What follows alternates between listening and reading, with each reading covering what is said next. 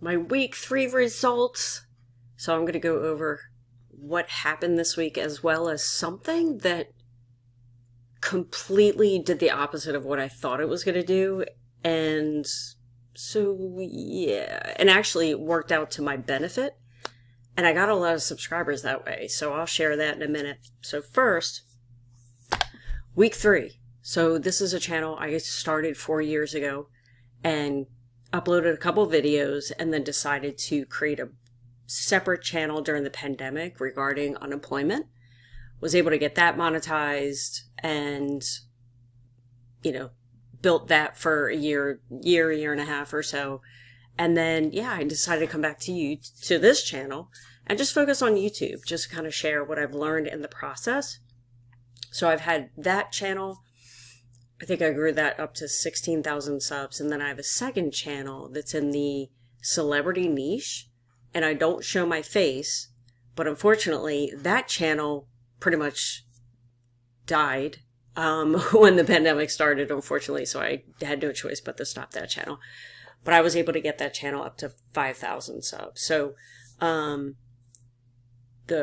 unemployment channel, just from ads alone, I got it up to, I think my best month was like $5,000, and then maybe 5,500, and then the other channel was like 1,500.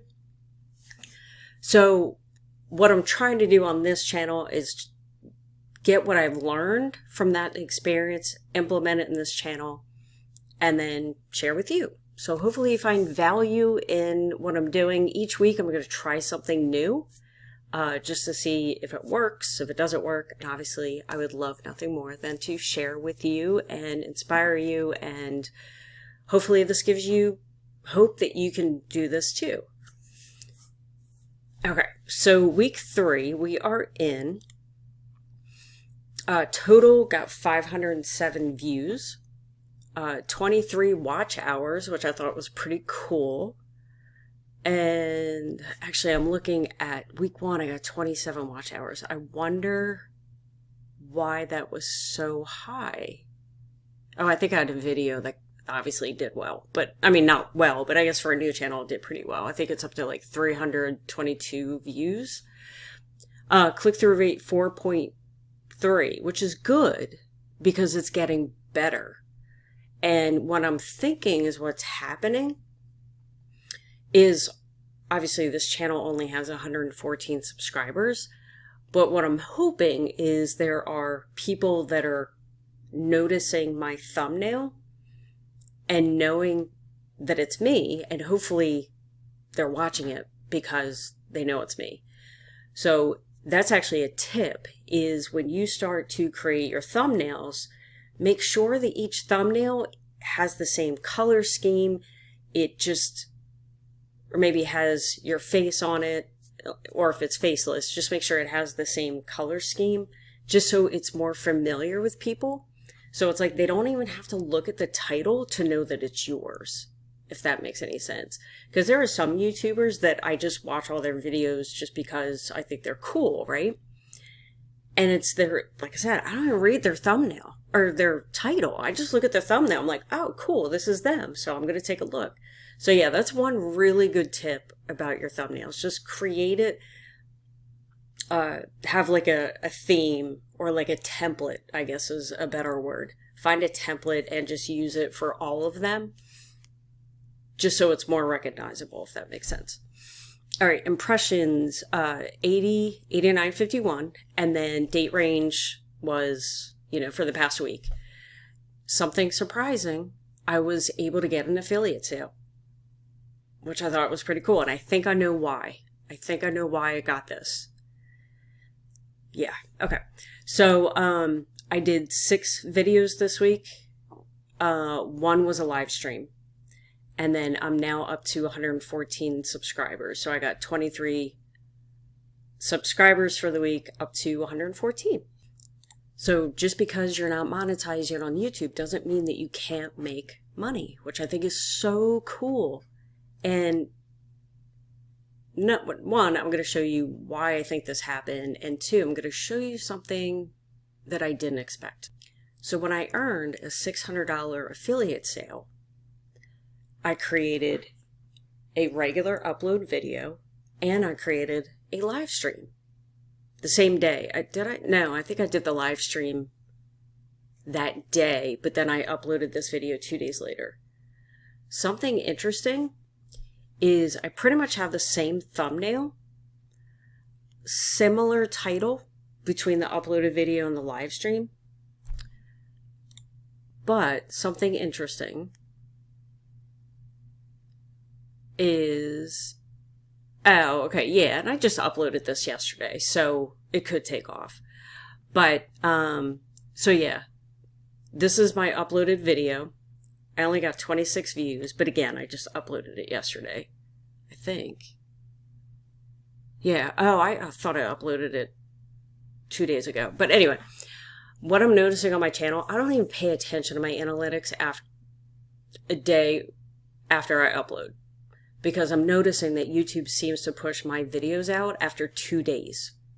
Now, obviously, I'm not getting a ton of views on my videos, but I don't even look at my analytics until day 2 for the video, for this reason.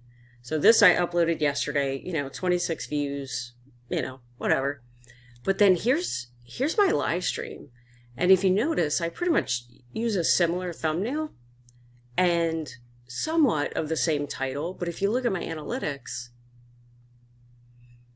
it's up to 152 views and up to 8 subscribers.